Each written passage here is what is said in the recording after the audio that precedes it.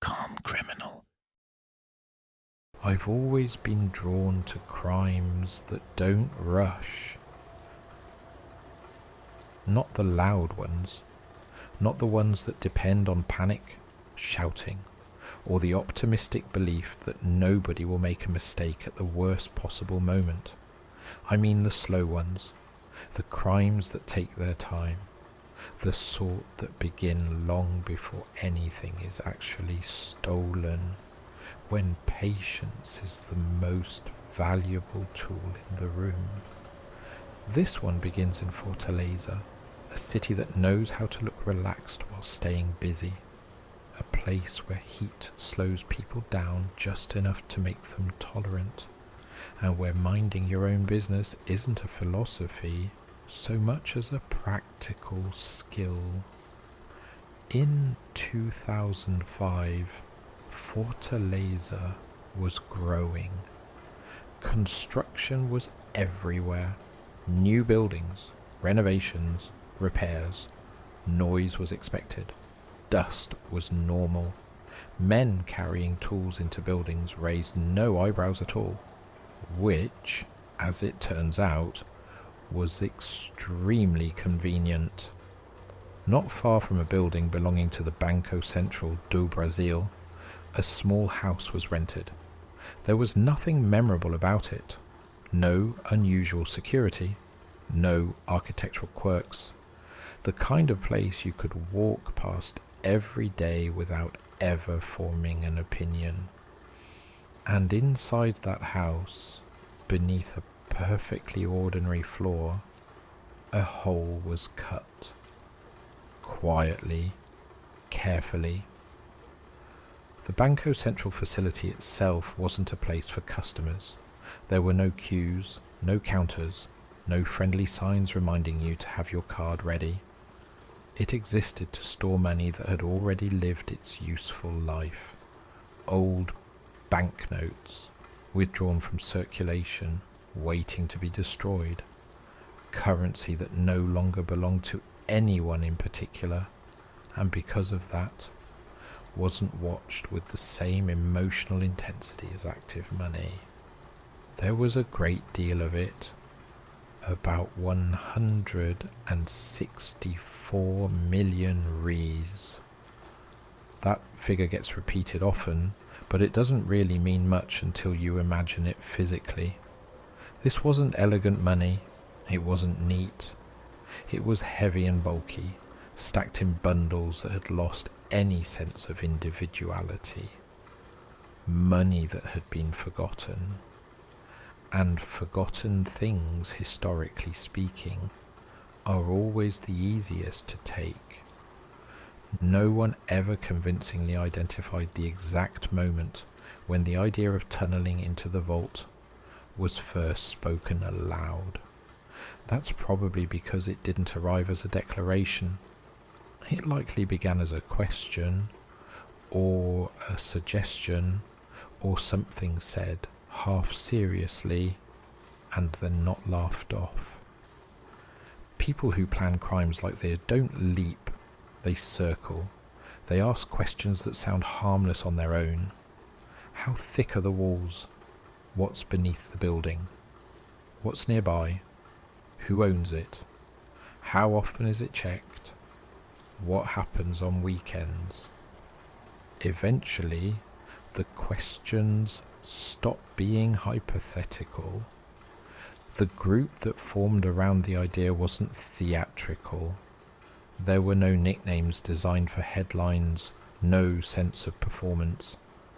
They were practical men, several with backgrounds in construction, others with experience in organized crime of the quieter variety, the sort that values longevity over excitement. They understood soil, they understood weight, they understood time. Most importantly, they understood that force creates problems and patience solves them. The cover story they chose was almost charming in its simplicity. A landscaping business, It explained dirt. It explained tools. It explained noise. It explained why people came and went carrying bags of earth and equipment. If anyone asked questions, they were improving the property, which, in a roundabout way, they were. Inside the house, the floor was opened and reinforced. Below it, the tunnel began.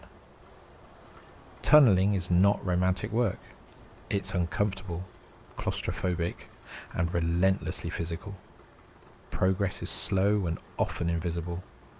Every meter feels earned, negotiated from the earth rather than taken from it. This tunnel would eventually stretch roughly 78 meters, running beneath streets and buildings, unnoticed by thousands of people walking directly above it. It wasn't dug blindly. The route was calculated. Wooden supports were installed to prevent collapse. Ventilation was added so the air wouldn't disappear. Electric lighting was strung along the walls. Rails were laid to move soil out. And eventually, money back in. This wasn't desperation. This was engineering. They worked mostly at night, quietly, methodically. The soil was bagged and removed in stages, mixed with legitimate waste from the landscaping work.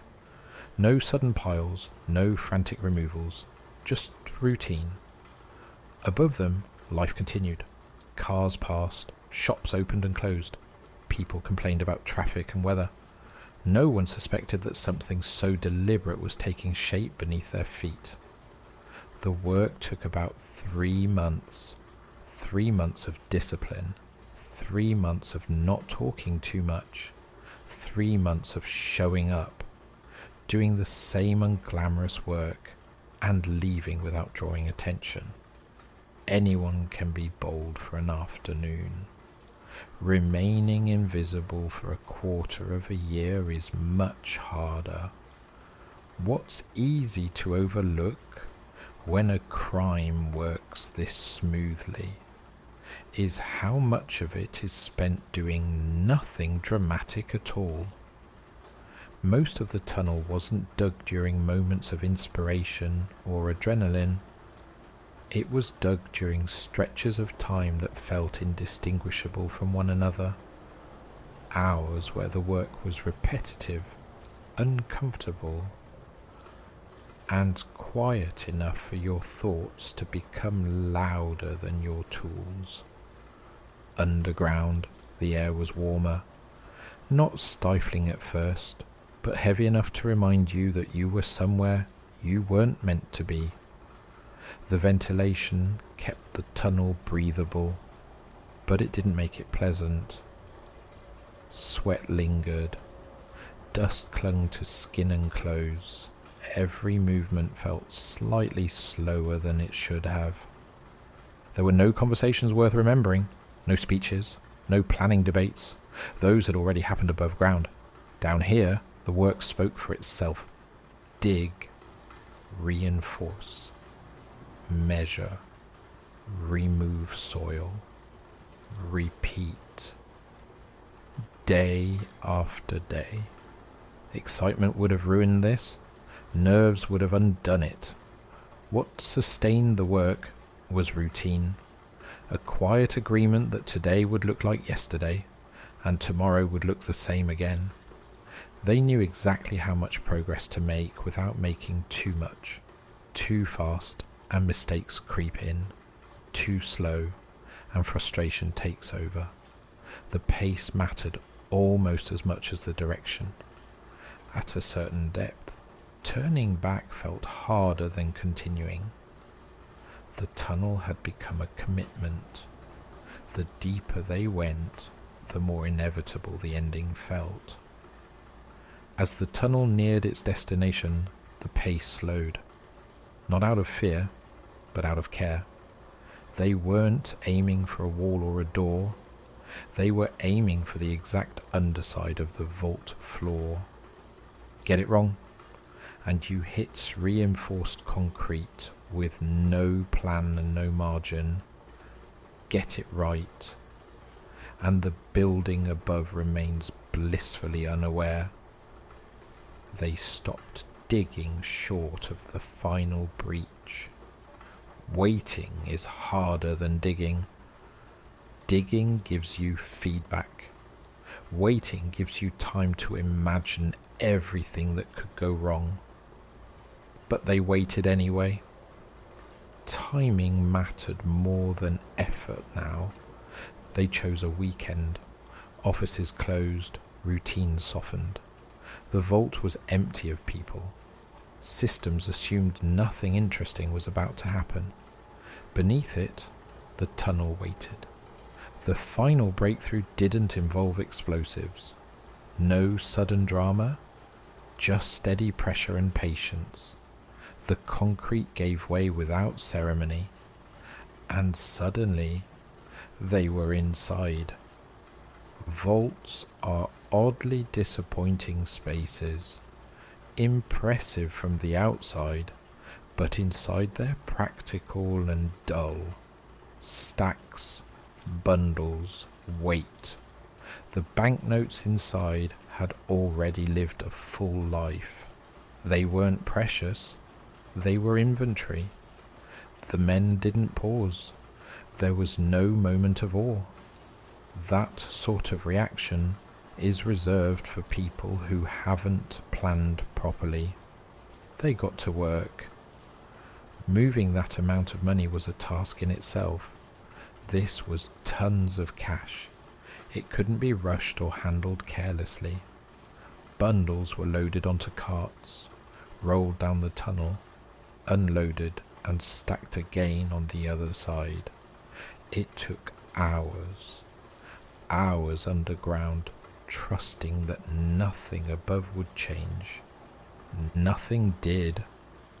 The vault wasn't alarmed against intrusion from below. Sensors watched doors, walls, ceilings. Floors were trusted. Security is always a reflection of imagination, and no one had imagined this. When they were finished, they didn't tidy up. They didn't need to. Discovery was inevitable, but not urgent. They left the vault as it was, returned through the tunnel, sealed the entrance beneath the house, restored the floor, locked the door, and disappeared. On Monday morning, employees arrived to begin another ordinary week, and then they noticed the absence where abundance had been. A hole in the vault floor. No broken doors, no alarms, just missing money. Police arrived, engineers followed. The tunnel was discovered and traced back to the rented house. The landscaping business suddenly made sense. The investigation that followed was unusual because the crime had already finished thinking. There were no hostages, no eyewitness drama, just evidence of patience. Names emerged slowly. The one most often cited was Antonio Yusivan Alves dos Santos, frequently described as a coordinator rather than a mastermind. Someone capable of bringing together skills and resources without drawing attention to himself. He was never presented as the sole architect, and that distinction matters. Other arrests followed. Some were linked through rental agreements, others through sudden wealth that didn't match declared incomes. Portions of the money were recovered, buried in gardens or hidden inside walls, but these amounts were small compared to what had been taken. What followed the robbery was not relief. Once the tunnel was sealed, structure vanished. Each person carried away not just money but uncertainty. How long before someone talked? Who might spend too quickly? Whether silence would survive daylight? Money changes behavior even when it isn't touched. Its presence alone invites imagination. possibility, risk. Some tightened their silence and withdrew. Others couldn't sit still with it. They trusted the wrong people. They mistook familiarity for safety. Investigators waited. They followed patterns instead of leads. Behavior did the talking the tunnel never had. Then there were the deaths, not during the robbery, not as part of it, but after. Violent ends that closed mouths permanently and turned loose threads into dead ends. Each one made the story quieter, not clearer. There was no grand courtroom conclusion. Cases fragmented. Some suspects were convicted on peripheral charges. Others were released. Many were never formally charged at all. The tunnel was easier to reconstruct than the human network behind it. Banks adjusted. Flaws were no longer ignored. Sensors were added. Assumptions quietly retired. Across South America, later tunnel robberies would echo Fortaleza, borrowing its patience, though few matched its restraint. Over time, the tunnel was filled in, the ground compacted, new concrete poured, the house returned to anonymity. To anyone walking past, nothing suggested anything extraordinary had ever happened there at all. Which is fitting, because this crime never wanted witnesses. What lingers isn't the money, it's the restraint, the collective agreement to behave in an almost unhuman way, to delay gratification, suppress impulse, and trust a plan more than instinct. Above it all, life continued without noticing the difference. And that may be the most unsettling detail of all, that something so vast, so deliberate, and so carefully executed could happen beneath a city, and the city would simply carry on, unaware that for a brief moment the ground itself had been persuaded to cooperate. That is why the Banco Central heist endures. Not because of how much was taken, but because of how quietly it was done. What followed the discovery of the tunnel was a problem the authorities were not prepared for. There was very little left to react to. The crime scene itself was already cold. The vault had been breached hours earlier. The perpetrators were gone. The tunnel entrance had been sealed. Whatever planning mistakes criminals usually leave behind had already been avoided. Investigators documented the vault first. The hole in the floor was roughly large enough for a person and a cart to pass through. The reinforced concrete had been cut cleanly, without cracking or collapse.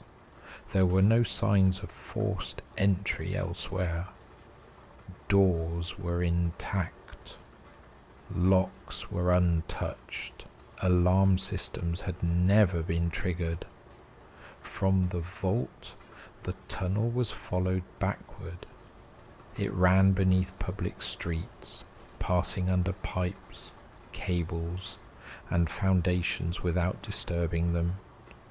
Wooden supports had been installed at regular intervals. Lighting had been wired along the length of the passage. Ventilation pipes were present, allowing air to circulate. Metal rails had been laid along the floor, explaining how heavy loads had been moved efficiently. This was not improvised. Engineers estimated the tunnel to be approximately 78 meters long. Based on tool marks and structural choices, it was clear the work had taken months. This aligned with the rental period of the house where the tunnel began. At the house, investigators found little of value. No tools, no documents, no obvious evidence linking specific individuals to the work. The floor had been restored carefully. Only structural inconsistencies revealed where it had once been opened.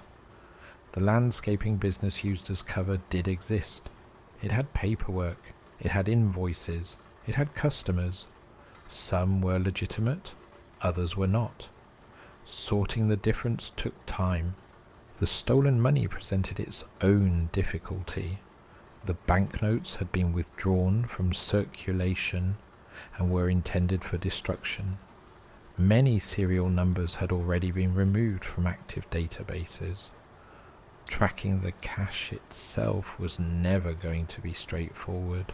Investigators instead focused on people. Rental records led them to individuals connected to the house. Financial records revealed sudden access to large amounts of cash among people with no corresponding income. Surveillance and informants began to fill in gaps. One name appeared repeatedly: Antonio Jusivan Alves dos Santos. Authorities described him as a facilitator rather than a traditional leader. He was not linked to digging the tunnel himself. Instead, he was connected through logistics, financing, and coordination. He knew people who knew people. He could move money. He could arrange silence. He was arrested months later. Other arrests followed, but they did not arrive all at once.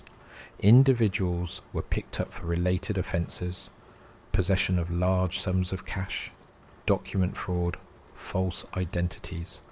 Some cooperated, some did not. Statements conflicted. Timelines overlapped imperfectly. Portions of the stolen money were recovered. Bundles of cash were found buried in yards, hidden behind walls, concealed in ceilings. These discoveries were treated as partial successes, but they represented only a fraction of what had been taken. The majority of the money was never recovered. As the investigation continued, it became clear that the group responsible had not stayed together after the robbery. They had dispersed quickly. Some left the region. Some changed identities. Some returned to ordinary lives with caution.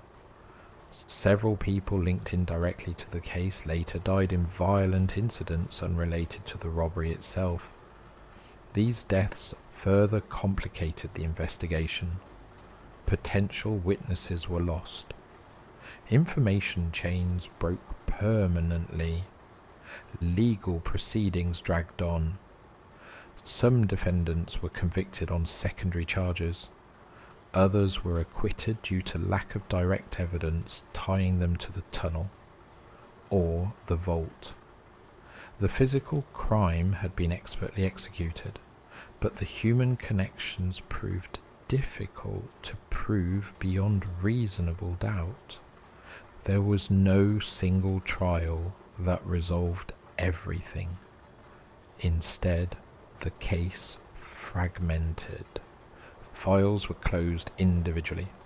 Appeals were filed. Sentences were handed down unevenly. Over time, attention shifted elsewhere. New crimes demanded resources. New investigations took priority. What remained was a record of how the robbery had been done, but not a complete accounting of who had benefited. The Banco Central changed its security procedures quietly. Vault floors were reinforced. Monitoring systems were expanded to include subterranean movement. other financial institutions across Brazil reviewed their own infrastructure in response. No public announcement was made linking these changes directly to the heist. By the time the tunnel was filled and the house sold, the event had already passed into history. The physical traces were erased. The legal traces faded slowly. The money continued to circulate or remain hidden, depending on who had managed to keep it. Years later, the Banco Central heist is remembered, not because it was dramatic, but because it worked. It succeeded without confrontation, without alarms, without a single moment where force had to replace planning. It exposed a blind spot that existed not because of negligence, but because no one had thought to look there. That is why it still holds attention. Not because it was loud, not because it was violent, but because it was thorough. In the years that followed, the question people asked most often was not how the crime had been done, but where the money had gone. The answer, officially, is that most of it was never recovered. Investigators were able to account for only a small portion of the stolen cash. Some bundles were found buried in rural properties. Others were discovered hidden inside walls, ceilings, and improvised compartments in houses linked to suspects. These recoveries were spread out over time, often triggered by arrests for unrelated offences or information provided during questioning. Even combined, the recovered amounts represented only a fraction of what had been taken from the vault. The rest disappeared in quieter ways. Some of the banknotes were gradually spent, broken down into smaller sums, and introduced into circulation where possible. Others were exchanged through informal networks, converted into assets, or used in transactions that avoided scrutiny. Because the money had already been withdrawn from circulation and was scheduled for destruction, tracking it was far more difficult than tracking active currency. There was no single moment when authorities could say the flow had stopped. It simply thinned out. Over time, it became clear that the people involved had not attempted to use the money quickly. There were no sudden displays of wealth on a scale that matched the robbery, no extravagant spending sprees that could account for the full amount. The discipline that had defined the tunnel appeared, in many cases, to extend into the aftermath. That discipline did not hold for everyone. Some individuals connected to the case were arrested years later for financial crimes or unrelated acts of violence. A few died before they could testify or be questioned further. Each death closed another path of inquiry. Each silence reduced the chances of reconstructing the full distribution of the money. Legal proceedings continued intermittently, but without a decisive final chapter. Some convictions stood, others were overturned or reduced. Several suspects were never charged at all, not because they were unknown, but because the available evidence could not meet the burden required for prosecution. The case remained technically open for years, but in practical terms it reached a standstill. By then, the money had either been absorbed into ordinary life or remained hidden in places that would never be searched again. The Banco Central and other financial institutions did not wait for the courts to resolve the matter. Security protocols were revised. Subterranean monitoring became standard in facilities that had previously ignored it.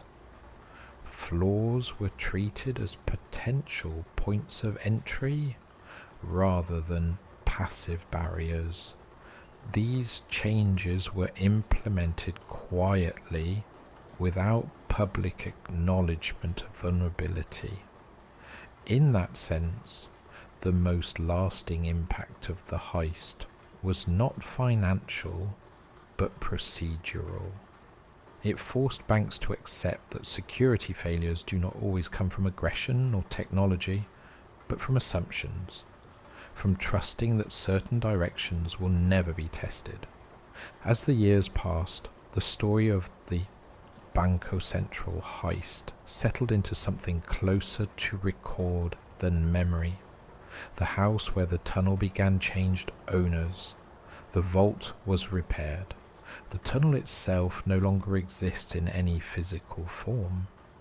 What remains are documents, court records, and estimates. Estimates of how much was taken. Estimates of how much was recovered. Estimates of how much may still be unaccounted for. No official figure has ever resolved those estimates completely, and so the case ends without a clean conclusion. Not with the return of the money, not with a single trial that explains everything, but with the acceptance that a large part of what was taken simply stayed gone. The Banco Central heist did not end in spectacle. It did not end in confession. It ended the way it began, quietly